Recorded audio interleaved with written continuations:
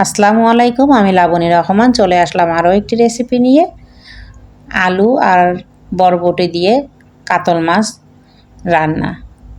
এটা কষা কষা করে ভুনা করেছি আমি। চলুন যাওয়া যাক মূল রেসিপিতে।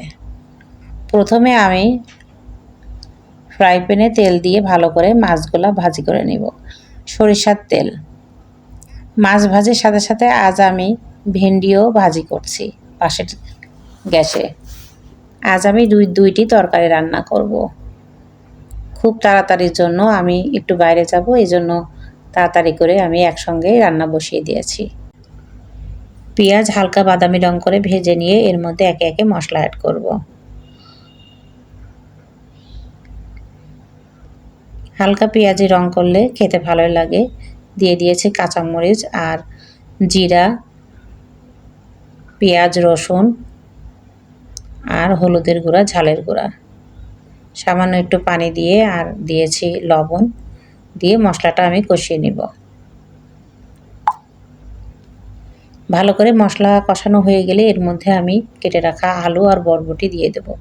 আমি তরকারি খুব বেশি এখানে অ্যাড করিনি, সামান্য পরিমাণ মাত্র 3টা বরবটি আর একটা আলু দিয়ে আমি সবজিটি রান্না করছি। ভালো করে মশলা কষানো হয়ে গেলে তারপরে আমি এর মধ্যে পানি দিয়ে দিলাম সামান্য পরিমাণ একটু পানি, শুধু সবজিগুলো সিদ্ধ হওয়ার জন্য। পানি আমি এতটা রাখবো না, শুকিয়ে ফেলবো, একদম মাখা মাখা করে রাখবো। দিয়ে দিলাম ধনেপাতা কুচি আর মাছ ভেজে রাখা মাছগুলো আমি দিয়ে দিয়েছি। ধনেপাতা কুচি দিয়ে দিলাম একটু, দিয়ে আমি আবার নেড়ে ঢাকনা দিয়ে ঢেকে দেবো। পানিগুলো আমি খুব বেশি একটা পরিমাণ ঝোল রাখবো না, একদম শুকিয়ে ফেলবো, সামান্য সামান্য একটু ঝোল রাখবো। ভালো করে নেড়ে আবার ঢাকনা দিয়ে ঢেকে দিব। ঢাকনাটি করে আমি আবার একটু দেখে নেব।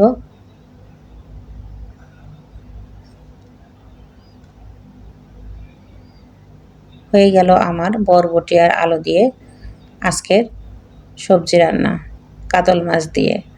আমার ভিডিওটি যদি আপনাদের ভালো লেগে থাকে তাহলে like, comment, share and subscribe করে দিবেন। ভালো থাকুন, সুস্থ থাকুন। আল্লাহ হাফেজ।